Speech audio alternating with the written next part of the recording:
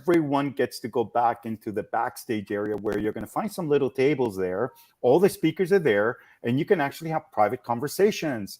Our team will tell you that in the chat there and how that works. But let's get started. I have two amazing core partners here in our Core Summit Medtech A+ team discussion this afternoon or morning, depending where you're calling from, viewing from. First of all, Scott Pantel, it's good to have you here, my friend. Thank you, Oscar. Pleasure to be here. Thanks for all that Core Connects does, and it's an honor to be a part of your summit today. Thank you. And Stephen, there you are. Yeah, awesome to be here, Oscar. Thank you for inviting us. This is an awesome way to let the world know about quarterbacking and Regulation A+.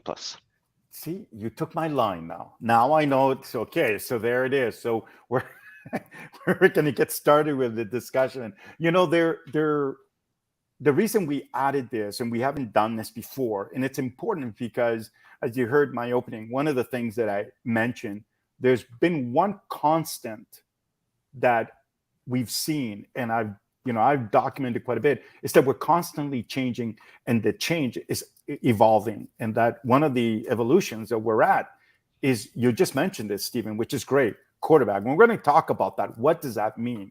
I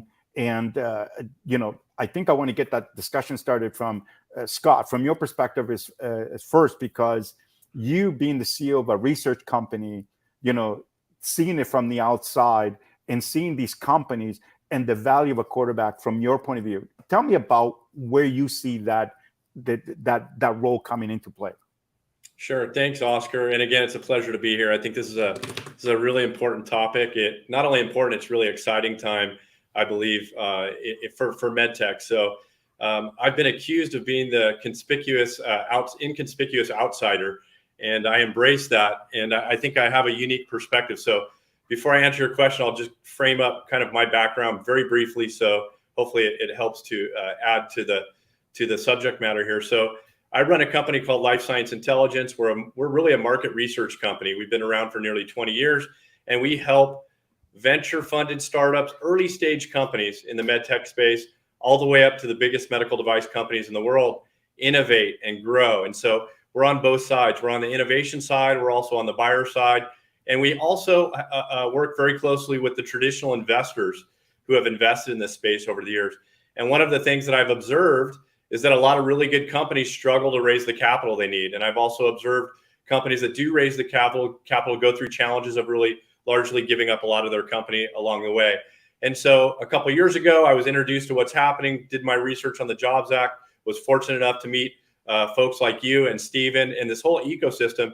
And I'm incredibly excited today to see that we have new tools, we have new resources for these innovators to get access to the capital they need, so that specifically in the medtech space, they can do good for the world and they can advance healthcare. In terms to your question about quarterbacking, what I think that we've learned over the last year and a half is that it is a complicated process. As you mentioned in your intro, there's a lot of change that's happening. And so we believe that it's not only important, but it's critical that issuers work with folks who have a full team that covers the full spectrum of aspects of this type of path. And what Stephen and I do, is we, as you have suggested, quarterback it. So we're with the issuer from start to finish, and we help to keep things organized and on track and just stay aware of what's happening, so at the end of the day, we can get them to the finish line and at success. So that's sort of my response to that. I'm sure Stephen has a commentary he'd like to add. Yeah, it would be great to hear Stephen's point, because you're bringing it from the research point of view and seeing the value of the quarterback helping a company, right? And now Stephen is a quarterback in all this from his perspective. So Stephen, how does that all come together with, as Scott indicated, you're bringing all this together, but you're not just managing the process. You're doing something totally different at the beginning as well, because medtech companies are special. Please. Yes, thank you, Oscar. Stephen Brock with Medical Funding Professionals, CEO. We have been educating the medtech space and life science space for the last 2 years, Scott and I. It's been awesome in being able to meet all the CEOs and CFOs that we have met, and we start off in showing them how a presentation should be done under our capital plan valuation strategy. That strategy is to show them how they should look at their valuation differently, how they should look at having less dilution to their company, how they should have their stock going into the marketplace, the 30, 40, $50 million, maximum $75 million raise that they can do. And so we work diligently off their due diligence materials to get them set up for what is another pathway to raising that kind of capital and have it all buttoned up to have a decision-making process with the documents that we produced for them in this hour-and-a-half presentation that we call Capital Plan Valuation Strategy. And we show the board, we show the CFOs, the CEOs of those companies, how will this work for you? And then Scott and I, once we're engaged, will run that raise, so to speak, as we call it. Let us run the raise while you run your company, and we will show them how to get to those endpoints, which is over a period of 12 months, that they're allowed to raise that capital. We show them how to get it all accomplished. And a lot of med tech firms and life science companies are only starting to learn about this because of all of our due diligence in getting this message to the marketplace. And if it wasn't for Oscar showing us this incredible team that we have developed here today, we would be still marketing in an older fashioned way, and this is so much better, having our team here and being able to quarterback as a group and be able to connect with each other all the time so that we can hit endpoints, time frames, timelines that you as a CEO and CFO want to see us hit.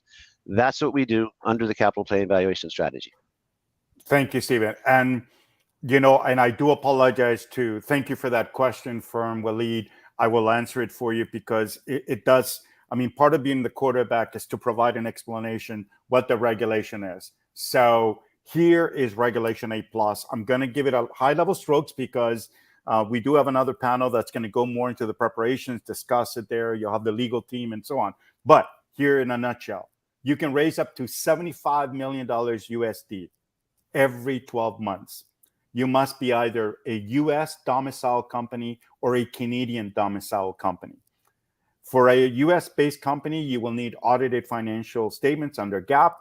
You will need to work with a FINRA broker-dealer registered in all 50 states with an escrow agent and an SEC registered transfer agent. And obviously, you'll be hearing about all of that. For a Canadian-based company, $75 million every 12 months. You'll need financial statements under IFRS. You'll still need the broker-dealer, the FINRA broker-dealer, the SEC registered transfer agent, and the escrow agent. So those are the high level. Who can you sell to? You can sell to anybody over the age of 18 years old who qualifies and passes the ID and AML and suitability. What does that mean?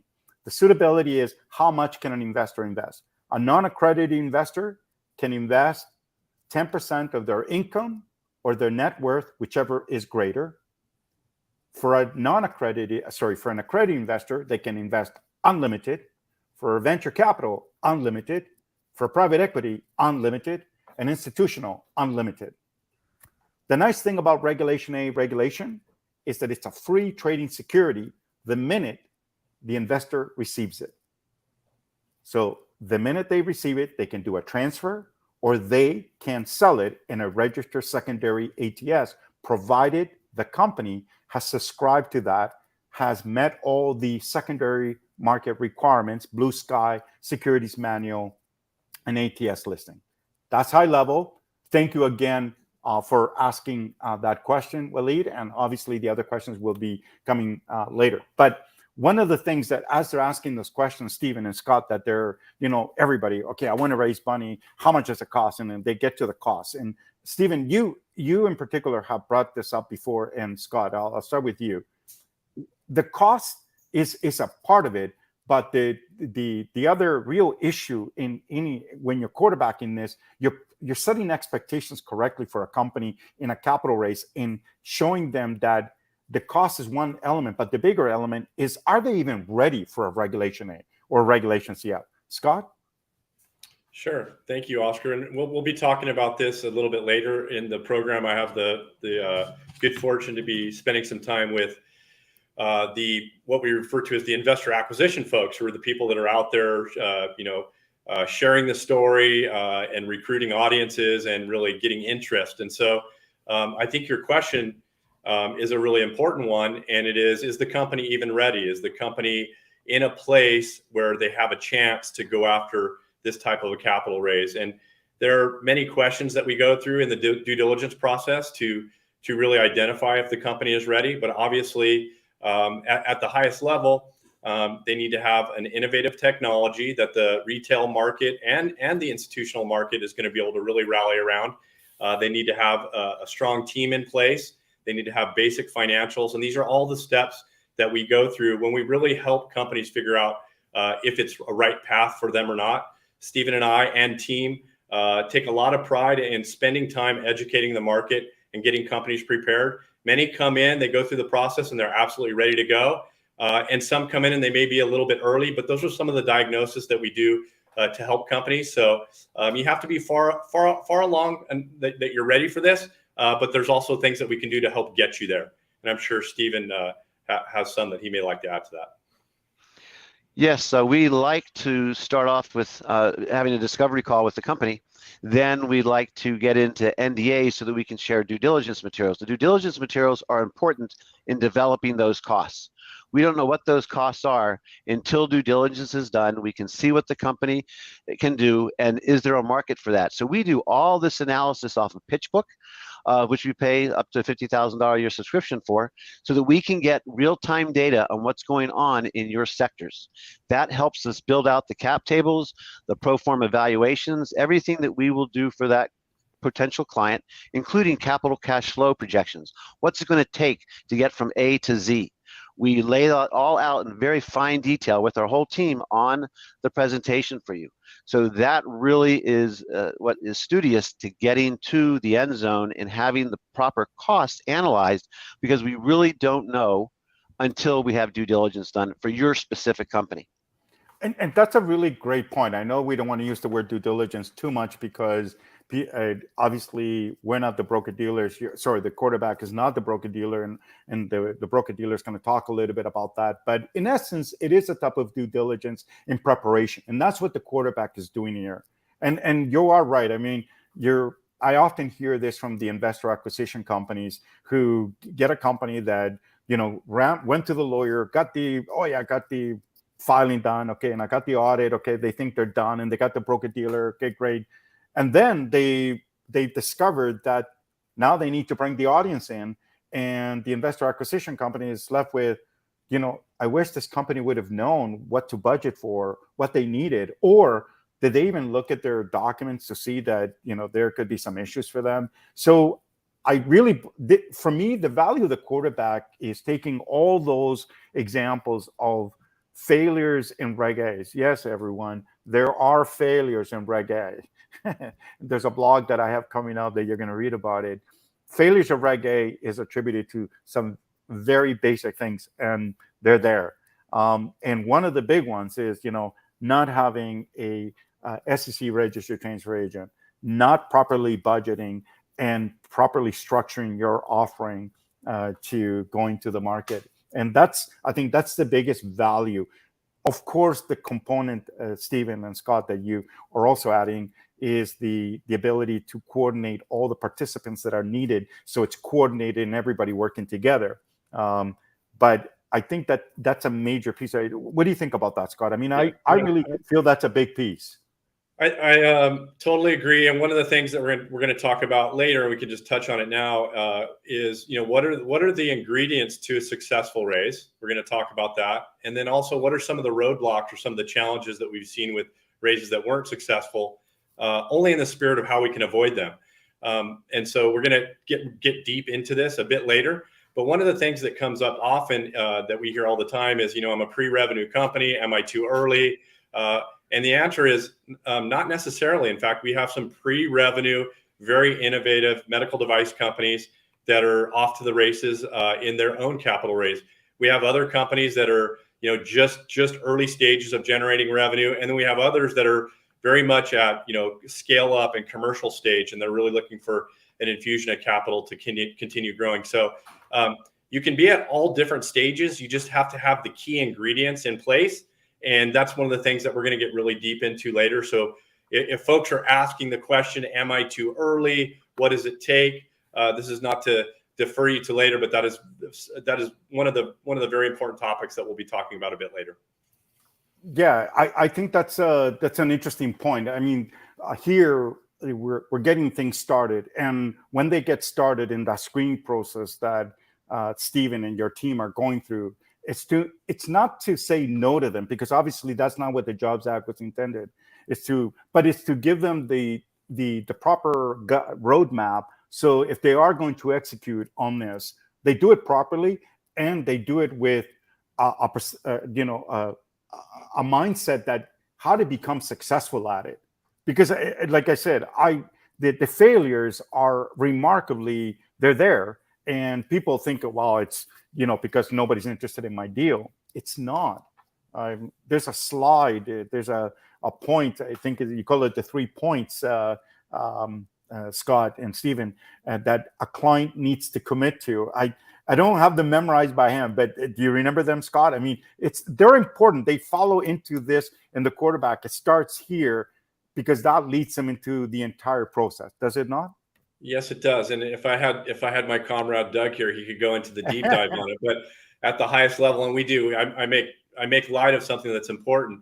But there are commitments that need to be, checked off on the issuer side. And at the highest level, one is, committing to the process. This is a new process. It's a sophisticated vehicle. You need to be aligned with the right team. You need to be prepared. The second commitment is really believing in what it is that you're doing, that you have a breakthrough technology, that you're solving a real problem, and that the retail market will be able to understand that problem, will be able to rally around it. And then the third piece, and frankly, a lot of people are doing the third piece now, which is making sure you understand how it works, that you're committed, you have a budget set aside to go after this thing aggressively, and then ultimately that you align yourself with a team that you're comfortable with a team that shares the same vision as you do, and with a team that has the expertise. Let's be honest, there are resources out there that can do this successfully. You need to find the team that you're comfortable with, that has experience, and that really understands your technology. And I just want to add one more thing to this, because this is important to me. I'm a Medtech guy. I've been around this industry for 20 years. This is a call focused on how to help Medtech companies. And it's really important, and I think interesting to point out, that there are other industries that have embraced this path, that have embraced Regulation A+, that are raising massive amounts of capital. And the Medtech / healthcare industry, I think, is really, they are catching on, but we're often late adopters. But here we are, we see it working in other industries, and now we see it happening in Medtech. So I'm excited, and it feels like we're at the beginning of stages for something that is very special. And again, that's something I'm going to ask the other experts in a subsequent panel to address from their perspective. Yeah, we were at the beginning 6, 7, or 8 months ago when we got started, but I'll let Stephen. Obviously now there are 7 companies now that have come online with this process. They've gone through it. They're now live successfully. And Stephen, I mean, walk us through what you learned through that. I mean, from a quarterback point of view, there were a lot of things that you learned and can help other companies as they're moving forward. I mean, the quarterback role here, you dug in deep, both in the cap table, the financials, getting everything. What's your big takeaway from a quarterback point of view in putting all that together? Being able to hit your timelines and timeframes with your team, and everybody doing their job, which they have done superbly well in making those timelines occur, because we do show in the presentation what do the capital costs look like, what does the capital cash flow look like, what are the time frames in getting to market, which means going live and being able to raise capital. And so those few months, especially getting the audit done, some of the people at the companies would say going through an audit is like having battle scars at the end. Having a proper audit is what is necessary. And so we stay on top of that to make sure it gets accomplished with an incredible firm that is on this panel today. And so our job as quarterbacks is to make sure timeframes are met. And so when timeframes start to slip out, which inevitably Murphy's Law comes into play, and so we have to go and fix things, we do that on your behalf so that you don't have to worry about it every hour of the day. That's our job, is to worry about it. But there are pieces that you're very critical need for. That's the audit process. That's the filing process, making sure that document is built out correctly with the legal authority that's building that and filing it with the SEC. Same with the broker-dealer, filing with FINRA, the 5110. Once the SEC says no comments, then the broker-dealer can go file the 5110. Then we're waiting for FINRA to ramp up and allow the company to move forward. Those things can take some extra weeks just because if you get comments, it's going to take some extra time. So far, we've had no comments on any of our SEC filings, which has really helped us speed this process up. And that's due to the incredible team of RDR and what they bring to the table to get that job done with Nick and Doug. And so we are very, very blessed to have that with us as a team member group to get this accomplished timely. And that's what we've been doing. It's just when we have to wait for the regulatory authorities to let this go, that is the slowest piece it feels like for all of us to be able to go out and start raising, because being prepared for the market with the right IA firm, having all your preparations done so you can start raising capital within 24 to 72 hours after you have been cleared is critically important. If you go out to market, now you've got 12 months and you're not ready with the IA, well, you're going to be spending very, very valuable time in having that capital come into your door because IA, investor acquisition, was not ready. So those are the things that we've noticed, is just staying on top of everything that needs to be done to get that job done timely. And the slowest piece feels for all of us, the FINRA registration closing period. Hey, with Oscar, the SEC. Oscar, can I add something to that? Yeah, Oscar? go for it. Go for it. I mean, this is this is the role of quarterbacking. Like these are the things happening, right? So as you can see in a brief response from Stephen, he's the technical one. He's the technical quarterback of the group, the duo that we have here. And as I listen to Stephen talk and go through this, and as I've educated myself over the last year and a half about what's going on, there is a lot going on. There are a lot of moving parts, and it's really important to us. And this is another observation I've had over the last 20 years watching startups out there. They're trying to do two things. They're trying to bring an innovative technology to market, and at the same time, they're scrapping trying to raise capital. And it's this like, how do you do both? It's very difficult. So one of the roles of the quarterback is to address all the things that Stephen just lined out there so that the company, so that the CEO can actually do what they do best, which is innovate and build technology and figure out how they're going to, in medtech, how they're going to help patients. And so a lot of technical aspects. I just want to make sure that we don't overwhelm folks with too many details. These are all things that we've worked so hard to go through, and we have the pieces in place, and we're going to talk about those details a little bit later. But again, I'm going to come back to a point that I was brought up earlier, is what are the ingredients for a successful raise? And we're going to talk a lot about that in a bit. So thank you. Yeah, no, that it is a great point. It is. We're not going to deep dive, and I know people are anxious to go, okay, who are all the people? Well, today you're going to meet them. You're going to meet the lawyers today, the panel. You're going to meet the lawyer. You're going to meet the broker-dealer, the auditor, the investor acquisition, the secondary market. Throughout the day today, you're going to meet all of them. All their names will be listed. You can go to coresummit.io. Their names are there, their email addresses. But it all starts here. So just know, if you're in the medtech life sciences space, we know what it takes to be a successful offering, and we need it to be here because, unlike any other sector, there's so much, let's call it house cleaning, that needs to be done before it going to the lawyers. And you'll hear that from the lawyers in the next panel. You may be issuing the wrong security. You may be even legally structured the wrong way.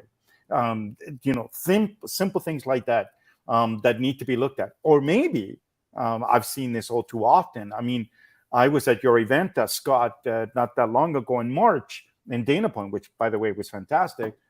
But sitting in front of a CEO who, is looking to raise capital, and without a blink of an eye, I need to raise $50 million, and what are you going to have to give up?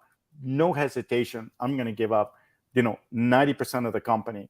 To hear that at this early stage, for CEOs to lose their company, and what I know Stephen really brings that message across to these medtech companies when they've been diluted, and not on purpose, of course, but there were things overlooked that Stephen brings out, that they didn't get this and they didn't get that. He's there to making sure that the founders, again, we're coming back to the Jobs Act, that the founders are brought back to equal so they can gain.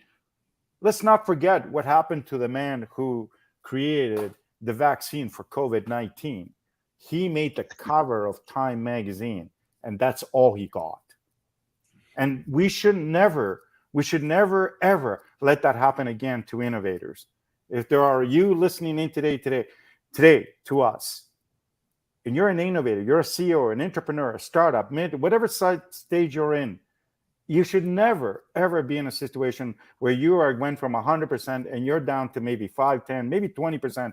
The next round of financing, you're finito. In fact, it's well documented in certain journals that by the time you get to a Series C, the founder is down to less than 1%. That should never happen. And that's what the Jobs Act, and that's what the quarterback rule part is to when Stephen talks about the cap table, and we're all talking for Stephen, but Stephen, share some of your comments on that, because you and we talk about it a lot when we're talking with clients, and I know this is an area very passionate to you. Well, the cap table is one of our items we need to review so that we can show the CFOs, CEOs, the company, the board, what does it look like right now? What kind of shares do you have issued and outstanding? Sometimes they've come to us with a few million shares issued and outstanding. Well, that's not enough to go to a market where you're going to sell 6 or 7 million shares at $5.80 a share, let's say. So we will show you how to get that done by increasing the shares on the cap table. So we call it original cap table, which means this is what you look like right now if you issued shares, and founders in control. So we'll show you both ways. How does it happen? How do we get there?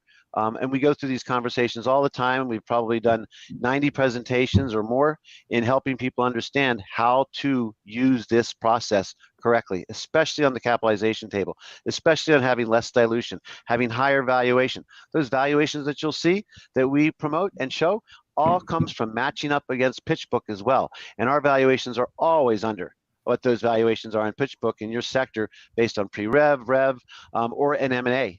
Because we also show you what would an M&A look like in your sector. So we're giving you all kinds of great data to make a more informed decision as you raise those large buckets of capital. Many companies come to us and talk about their valuations, 50 million, 40 million, 30 million, and we are able to show they're much higher than that. A VC a long time ago said, how can you say it's worth 3 or 4 times more than what we're saying? I said, well, I'll do the studies and I'll get back to you. I did the studies and we were 4 times higher than what they valued it at. That's important for us to make sure the founders get back in control. I appreciate that. And look, today, the importance of having a quarterback, in particular in medtech, is because the complexity of sciences. And I'm going to come back to you on this, Scott, because I've heard you say it constantly. You've seen this in your 20 plus years of experience. You've seen some great science go never making it. And that all of us should be here affected by this. It could be a cancer, it could be lung, it could be anything that could save our lives, because that's what this is. This is impact investing. And I think there's a gentleman that coined it that, but I'd be interested to hear from your perspective, the quarterback role and how it would assist those that went by the wayside, and for them to have a second breath and to see that there is another book per se, rather than the only one that they think they need in order to move forward. Yeah. So I'll start my answer by saying that, 2 years ago, I was probably one of the biggest skeptics that this could actually work. So if there's anybody out there that's skeptical, I think that's healthy. I can tell you that here I am, fast forward 2 years later. I was someone that was skeptical, by the way, because I grew up in an industry where the financing path was always, you raise a little capital from angel investors, maybe some family and friends, you start to prove concept, then you go to VCs and you go A, B, C, and you go through the path. And there's one path, it's the venture capital path. And by the way, I don't beat up VCs. They play a really, really important role at the right time. And as Oscar, you pointed out earlier, they can be included in these deals as well. And we're seeing data to suggest that that's starting to happen. But now to your question, I have watched over the last 20 years, we hold an event where we showcase some of the hottest innovators in our space, and we want to put them in front of potential acquirers. We want to put them in front of potential funding sources, because ultimately in the medtech space, this is the greatest impact investment. The things that these innovators are doing are saving lives, reducing suffering. They are really changing the world. All of us are touched in some way by health issues at all times. And I'll just point it out because you brought it up, a legendary innovator in the medtech space, Chris Vellis, who is the co-founder of Auris Health. They were acquired by J&J in 2019 for just over $5 billion. He started saying years ago that medtech is the original and the best impact investment. And we've rallied around that idea because we believe it's true. The things that these innovators are doing make a direct and a big impact on the world. And so it's really tough to watch solutions to big problems not make it because they just run out of capital or they can never get the capital that they need. And so that's, again, what excites me about being here. But I'll come back to it. The venture capital, the institutional investors play a really, really important role in this whole process. It is absolutely inclusive. It's not exclusive. But now we have another tool for these innovators to look at. And by the way, it's working. I mentioned I was a big skeptic. We see it working. Okay, we have companies that are going through the process now. They're raising capital, and so it's a super exciting time. And thanks for asking that question. Yeah, look, there's a lot of all the people listening in today. They have everybody. I know what it's like. Look, I'm a CEO of a early stage technology company. I know what that's like. You need the capital. You want to get to a hurry. And I've learned that to do it right, to get to the goal, and like all the other companies, there's a planning, there's a role that needs to take place, and we didn't have this in Regulation A prior, and the regulation is evolving, and what we all need to be prepared for, everyone here listening in, when the regulators do increase the limit, and by the way, they will. The role of the quarterback is going to get even further intensified because the market is going to get better educated. The market, both the non-accredited and the accredited, everyone is going to be aware. So you're going to need to be 100% ready. You're not going to be able to go in there and then realize, oh my God, I didn't realize that when I was issuing these securities, they were the wrong ones. And then no, you're not going to have that chance. You're going to lose months and months of work. I mean, what we have here is an ecosystem that is watching over you from the financial side to watch any red flags, to see your patents, to make sure that the legals, everything's done. The broker dealer to make sure you're fully registered, everything compliant. So when you turn on the tap and go ping on, investor acquisition is bringing the traffic, and you can start bringing the funds into escrow and then eventually closing, doing rolling closes in your offerings. So you're going to have a fun day today learning about that. But the key element is starting with the quarterback, understanding the role they bring in, what they're doing for you, and the assessment is free. I mean, you can't beat that. It's a win-win for you, and you get to see for your own self, learn, you may not like the answer. You may not. You're not going to like, oh my God, that's what it's going to cost you. It's going to cost you that. No, we're not going to sugarcoat it for you. We're going to give you the actual figures. We're going to tell you what everybody else. But what I will tell you is that there is no lower cost in raising capital today than using Regulation A+. And so thank you, Scott, Stephen. Stephen, any last words? Because you're the quarterback. I mean, you're living and breathing this minute and minute 24/7 sometimes. All the people that want to do a presentation, we are there for you to show you what that looks like. We'll have my picture up there and be live when we do our discovery calls with you, and all the presentations that we do, and we will be there as soon as you're ready to reach out to us so that we can show you how we think you can get to another level of capital raise. Perfect. Thank you again. And at the next panel, you're going to hear about the preparations. Brandon, Todd, Hai, Waleed, all your questions you're asking are coming through them. I don't want to take that from them because you need to hear from the experts. I'm just navigating you through this journey today. So thank you for joining us this afternoon. Looking forward to seeing the next panel. Thank you. Thank you. Thank you. Thank you.